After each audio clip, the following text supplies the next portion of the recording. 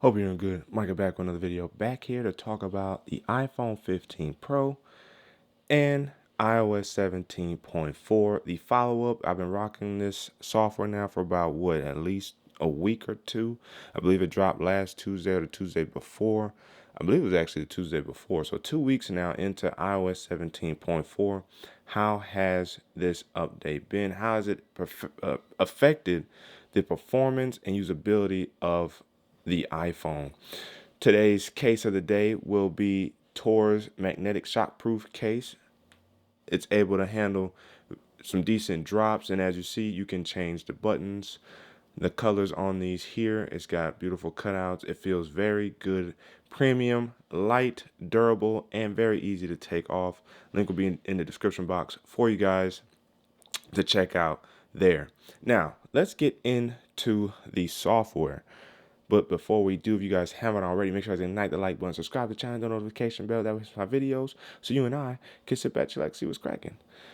Now let's get into stolen device protection. That's the first thing we're going to talk about, because this is one of those updates Apple drops that is for the background, right? Unless you change your passcode often, this is an update that largely will not affect you using your device.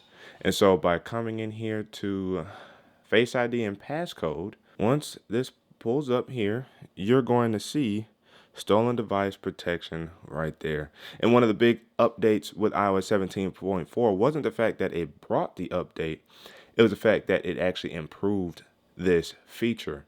And it is a security feature. And as you guys know, this, or if you don't know, stolen device protection protects your phone's passcode from being changed if your phone or device happens to be stolen. Now, I say phone because as of right now, this update is only for iPhones. It is not on the iPad, and I don't believe, unless there is an update similar to the Macs, because I don't have a Mac, so I wouldn't know. I don't think this is on the Macs either. This is specifically for iPhones. The update brought, though, the ability to change how often you actually have that security delay. If you indeed decide to change your passcode, you will have to wait an hour based on one of your selections here. And this is what 17.4 brought, was the option to change it from away from familiar locations to always. Meaning, if I wanted to change my passcode on this device and I have it to away from familiar locations, this means that if I'm at home, maybe work or a frequented place, I can change it on the fly right then and there. But if I switch it to always, no matter where I'm at, if I go to change my passcode, it will require a 1 hour delay, in which will then still need further biometric authentication before you can change your passcode. I paused there for a second because I had to make sure. That's how supremely secure this feature is when it comes to your passcode being stolen, or potentially stolen, or your device being stolen. And what that ultimately means is somebody who steals your phone, it's going to take a while for them, most likely, to be able to get into your iPhone, because either A, they have to be with you still after the hour delay, if you have it on always, or if you're not at a familiar location, most likely they've left you. So if they stole your device and they're trying to crack into your iPhone, that security delay, if they're able to get in the first time with your iPhone, they will not be able to get in the second time, because upon that security delay to change the passcode, they will need your Face ID, or if this has come down to Touch ID, which don't hold me to it, and they most likely won't be with you, so they will not be able to change your passcode or access any of your other passcode information. That's a secure device, and that's because of this feature. And I think one of these features is something that kind of goes underrated, flies underneath the radar, so to speak, because when you consider the fact that a lot of updates Apple adds is stuff that you can immediately start to play with, this is one of those updates that you can't necessarily go around and play with. This is an update that you turn on and just leave it alone in hopes that it never has to be used, but the comfort and peace of mind knowing that you have a feature now running in the background protecting your device from potentially being stolen. And I think that's the beauty of those background updates. Although a significant feature you have to activate, it is a background update, to say the least. And that's why I like stolen device protection. I never had any issues with it. Because I'm in a familiar location, I've never had to deal with the security delay. If I switch it to always, I will, but I don't change my passcode all that often, so I don't need to have it on always because there's not a lot of places I frequent either. So I'm also secure in knowing that wherever I go, if my device ends up getting stolen, they will not be able to crack into my iPhone anyway. So that is a plus there. The next feature I want to talk about is Apple Music and the heavy rotation playlist. And the reason why I want to talk about this is because I've actually kind of have a concern with it. So upon going to browse, once it updates here, this is where you're going to find your heavy rotation playlist. Now what I may have to do is actually hit it. So there we go. So it refreshes. And if I come in here to, oh, it's not browse, it's home. I'm sorry. If I come in here to home, made by you, you got a new music mix, right? But the heavy rotation mix is what is new with the iOS 17.4. The reason I want to bring this to attention is because for me, it is a short playlist. Now, I noticed something similar when it comes to my driving music playlist that I use on a regular. It has all my music in it. And it's a combination of, if not shorting the playlist, it doesn't actually show you the full extent of your playlist. But in heavy rotations case, it actually is shorter than I expected. And maybe it adds more over time. But I definitely know the heavy rotation mix for me hasn't been as robust out of the gate as I was hoping it was going to be. So I hope that with iOS 17.4.1 on the horizon, which we'll talk about later, it will address heavy rotation mix. But outside of that, I do like the fact that they have changed the home icon to home with the home icon now instead of listen now. I like home. They bring in a lot more uniformity to all of their apps, and I definitely appreciate that about Apple Music's playlist. And I hope that continues on going forward. I also want to address Apple Podcasts.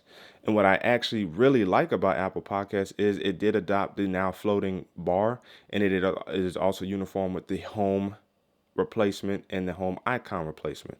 I like the new look and aesthetic of the actual floating bar. I think it adds again a level of consistency across Apple's apps. And this leads me into my next discussion about Apple's frequent update schedule.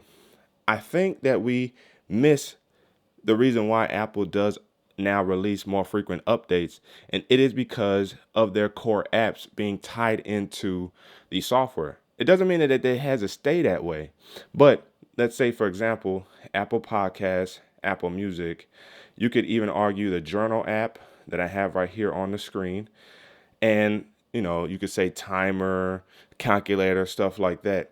Those apps are tied into the core Apple experience, so Apple can only update those with routine updates like iOS X.X, right?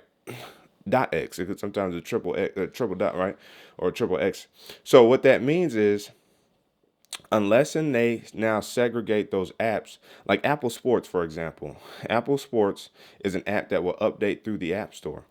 But Apple TV is another app alongside Apple Music, Apple Podcasts, so on and so forth, that you cannot update simply through the App Store. Now, Apple could change that, and that would lessen the frequency of some of these updates or lessen how big they are, because a lot of these updates address a lot of their core apps that we have on the phone.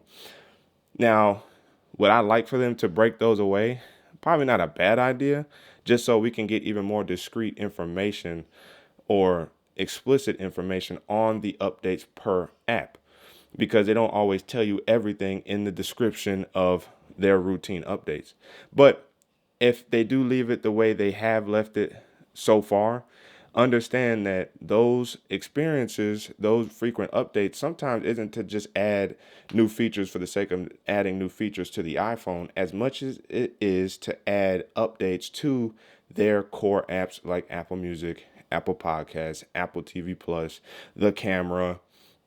Whereas on Android, we know that you can update every cotton picking thing in through the Google Store, the Google Play Store, or if you're on Samsung device, Samsung's Galaxy Store will also update their apps, all their apps. You don't have to wait for a core update, except for maybe the camera. But and even then with Google, like Google's camera is its own app that can be updated without a major routine update from the company itself.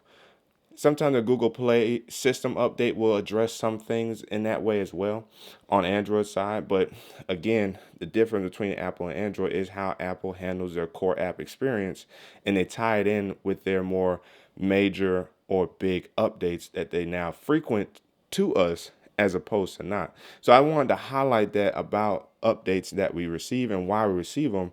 And that is a big part of the reason why is because a lot of their core apps are not updatable just through the Play Store. You have to wait for a major release, not a yearly release, but a major release nonetheless from Apple themselves. This leads me into bug fixes that we've all been enjoying, I think, and that is with way less jittery behavior, such as just playing around with the phone. They even updated Apple News with iOS 17.4 prior to iOS 17.4, and Apple News is another core app from Apple. When you clicked on an article, it would not actually bring you straight into the article. It used to, it was for a short period of time with iOS 17.3/.3.1. When you actually clicked on that article, what happened was it would open Apple News and then bring up the article as like almost like a third party launcher, as if you're in Instagram or Threads or Twitter and you open an article and it'll bring up another shade. That's how it treated articles within Apple News instead of actually opening up the news article itself. iOS 17.4 fixed this, and I like that a lot. I really do like the fact that they fixed that, because I think it was more of a bug glitch than it was the appropriate behavior that Apple wanted Apple News to actually do and execute. So I actually appreciate that a lot. And another one is the notification center no longer has the notification bug. Now when you swipe, you ain't got to worry about nothing. Everything's good. Now I wonder if I extend it. Swipe up. Okay. So yes, as you guys can see, no weird jittery notification center bugs going on there. Thank you, Apple, for giving us that and providing that after a long awaited time since iOS 17 came into existence. That has now been fixed. Another addition that came with iOS 17.4 that I appreciate is emojis. And the main emoji I like using is the head nod emoji. So let's say, for instance, let me show you guys this here. Let's jump into here. If I go ahead and click here and I open here, as you guys can see, right there is the head nod. I use that one way more than I use the head shake, and it's not purposeful, because I believe it was in here. Oh, there you go, right there at the top, right here.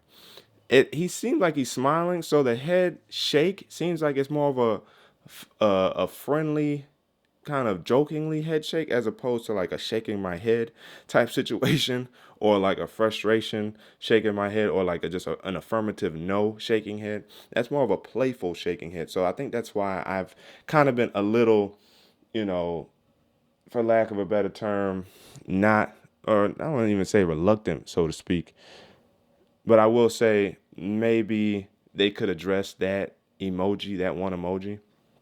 So from the emoji perspective, I do use at least one of the new emojis already, and I definitely like it. Another addition with 17.4 is the virtual card number within Apple Cash. So while I'm bringing Apple Cash up, if you guys see my little, I ain't got no money in there right now, Apple Cash, but if I clicked on it, and I could have showed you guys, and by the way, you can't add in like 4 or 5 states, you can't add your driver's license to your wallet. Apple Cash now has virtual card number, or a virtual card number, for lack of a better term. I like that a lot. The reason why is because sometimes you want to use that as opposed to something else, and you need it on the fly. And by having that now allows you to have additional options when using money transactions online. And that's why I definitely like the Apple Cash Edition. Overall, much smoother experience. I've been enjoying it, haven't had any problems. For me, the performance has been top notch.